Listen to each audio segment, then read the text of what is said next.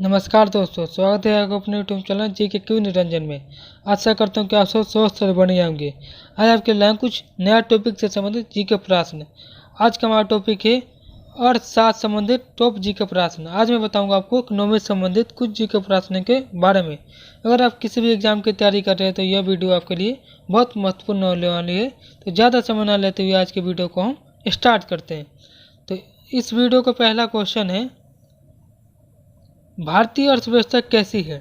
जो भारत की अर्थव्यवस्था है वो किस तरह की व्यवस्था है, यानी कैसी है। तो इसका आंसर होगा ऑप्शन डी, मिश्रित अर्थव्यवस्था। जो भारत की व्यवस्था है वो मिश्रित अर्थव्यवस्था है, क्योंकि यहाँ पे सामाजिक अर्थव्यवस्था, साम्यवादी अर्थव्यवस्था, पूंजीवादी अर्थव्यवस्था, ये सारे का मिश्रण है। इसलिए जो भारत की अर्थव्यवस्था को हम मिश्रित अर्थव्यवस्था कहते हैं। तो आगे चलते हैं अगले प्रश्न की तरफ।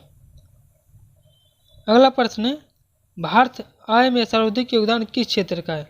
जो भारतीय आय है यानी भारत के जो इनकम है उसमें सबसे ज़्यादा योगदान यानी सबसे ज़्यादा जो इसमें योगदान करता है वो किस क्षेत्र का है, यानी कि कौन करता है, यानी किस क्षेत्र द्वारा हमारे जो भारतीय आय है उसमें अधिक योगदान दिया जाता है। तो इसका आंसर है ऑप्शन पी, विनिर्माण क्षेत्र का।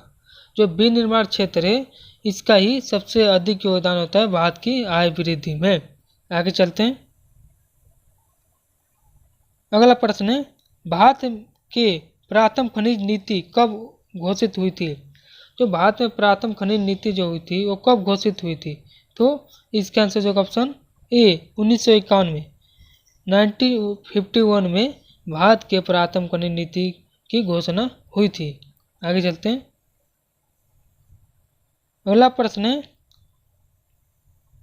भारतवर्ष का प्रथम हाइडल पावर कौन सा है।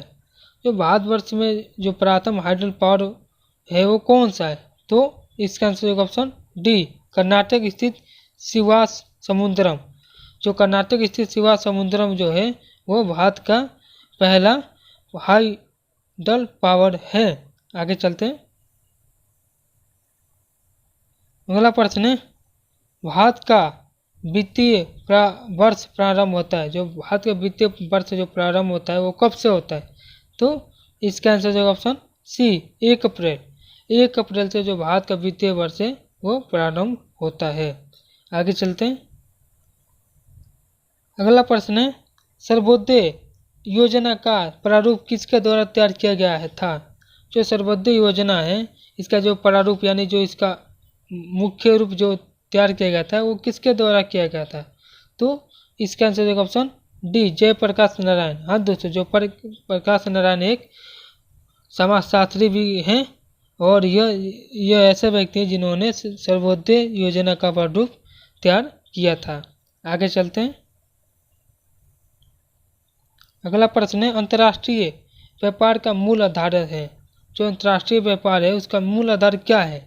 तो इसका आंसर होगा ऑप्शन ए, निरपेक्ष लाभ तथा तुलनात्मक लाभ दोनों। अंतर्राष्ट्रीय व्यापार का मूल आधार यही है, निरपेक्ष लाभ एवं तुलनात्मक लाभ दोनों, यानी दोनों लाभ है इसका आधार जो है। आगे चलते हैं।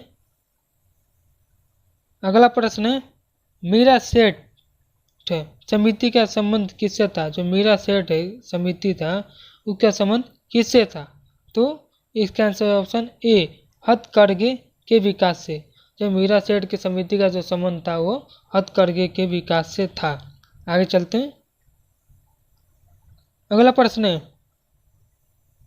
बेल्ट ऑफ नेशन पुस्तक के लेखक कौन है। बेल्ट ऑफ नेशन जो पुस्तक है इसका लेखक कौन है। तो इसका आंसर जो ऑप्शन ए, एडम स्मिथ। जो एडम स्मिथ है जो है वो बेल्ट ऑफ नेशन पुस्तक के लेखक हैं। अगले प्रश्न की तरफ चलते हैं। अगला प्रश्न है, भारतीय अर्थव्यवस्था के वैश्वीकरण ग्लोबलाइजेशन का अर्थ है। भारतीय का व्यवस्था का जो वैश्वीकरण है का जो अर्थ है वो क्या है। तो इसका आंसर होगा ऑप्शन सी, दूसरे देशों के साथ आर्थिक संबंधों पर लगे प्रतिबंधों को यथासंभव कम से कम करना। जो दूसरे देश से जो आर्थिक संबंधों पर जो लगे प्रतिबंध है उसको यथासंभव यानी कि कोशिश करना कि और कम से कम किया जाए। इसी को भारतीय अर्थव्यवस्था के वैश्वीकरण का अर्थ कहा जाता है। अगला प्रश्न की तरफ चलते हैं। अगला प्रश्न है, भारत में चालू मूल्यों पर प्रति व्यक्ति न्यूनतम आय वाला राज्य है। तो भारत में चालू मूल्यों पर जो प्रति व्यक्ति न्यूनतम वाला आय वाला जो राज्य है वो कौन सा है? तो इसका आंसर होगा ऑप्शन ए बिहार। हाँ दोस्तों, जो बिहार है वो भारत में चालू मूल्यों पर प्रति व्यक्ति न्यूनतम आय वाला जो राज्य है वो है बिहार। आगे चलते हैं। अगला प्रश्न है, भारत में हीरे की खानें कहाँ हैं?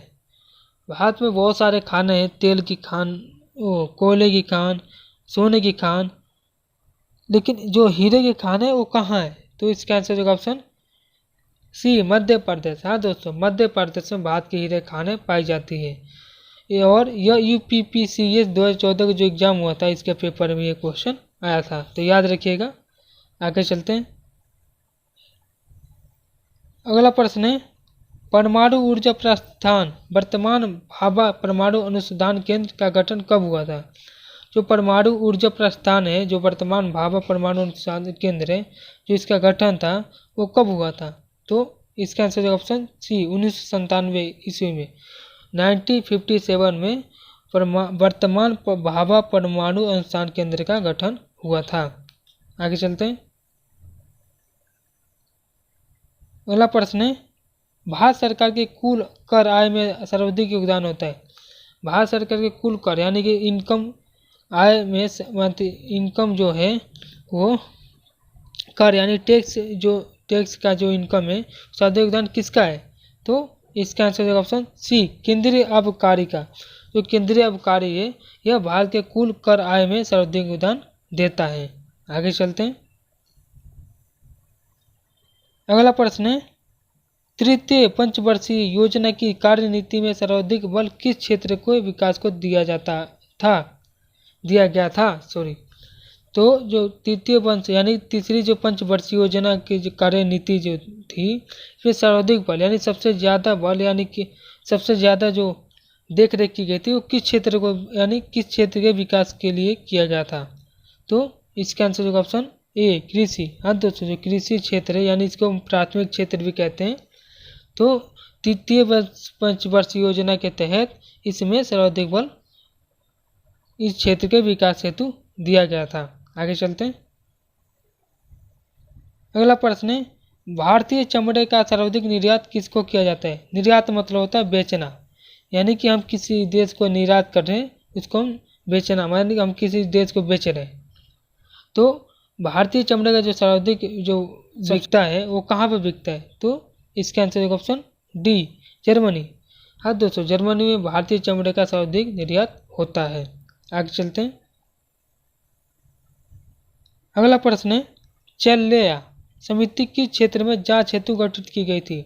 जो चल्या समिति है और किस क्षेत्र में जांच हेतु जो इसका गठन हुआ था वो किया गया था? तो इसका आंसर होगा ऑप्शन सी उपरयुक्त दोनों। हाँ दोस्तों, जो उपरयुक्त दोनों यानी प्रत्यक्ष जो था, ये प्रत्यक्ष और अप्रत्यक्ष जो था कर जो था ये दोनों के थ्रू की गई थी। यानी जो चल्या समिति का निर्माण हुआ था वो अप्रत्यक्ष कर प्रत्यक्ष कर जांच हेतु ही की गई थी। आगे चलते हैं। अगला प्रश्न है, वाणिज्य का प्रकाशन कहाँ से होता है? जो वाणिज्यिक जो पत्रिका है इसका जो प्रकाशन यानी जो ये छपना शुरू होता है वो कहाँ से होता है? तो इसका आंसर होगा ऑप्शन बी मुंबई से। हाँ दोस्तों, मुंबई से वाणिज्य पत्रिका का प्रकाशन होता है। नेक्स्ट प्रश्न की तरफ चलते हैं। अगला प्रश्न है, अल्प विकसित देशों में गरीबी का मुख्य कारण है। जो अल्प विकसित देश है गरीबी का क्या कारण है? तो इसका आंसर होगा ऑप्शन बी आय में असमानता। आय में असमानता है जो अल्प विकसित देशों में गरीबी का मुख्य कारण है। कोई इसमें ज़्यादा अमीर है तो कोई गरीब है तो कोई और भी ज़्यादा गरीब है। यही कारण है जो कि अल्प विकसित देशों में गरीबी का। और ये SSC CPO ISSI जो 2010 का पेपर हुआ था इसमें एक क्वेश्चन पूछा गया था। अगले प्रश्न की तरफ चलते हैं। अगला प्रश्न है, कलोल खनिज तेल उत्खनन किस राज्य में है? जो कलोल खनिज तेल का उत्खनन जो क्षेत्र है वो किस राज्य में है? तो इसका आंसर होगा ऑप्शन सी गुजरात। हाँ दोस्तों, जो कलोल खनिज तेल उत्खनन जो क्षेत्र है वो गुजरात में स्थित है। आगे चलते हैं। अगला प्रश्न है, यदि सरकार का बजट 1 अप्रैल तक पारित हो सके तो सरकारी व्यय किस आधार पर किया जाता है। यदि जो सरकार का बजट है वो 1 अप्रैल तक पारित हो सकता है तो जो सरकारी व्यय होता है वो किस आधार पर किया जाता है। तो इसका आंसर होगा ऑप्शन सी, लेखानुदान। लेखानुदान के थ्रू जो सरकारी बजट का जो व्यय होता है इस आधार पर किया जाता है। आगे चलते हैं।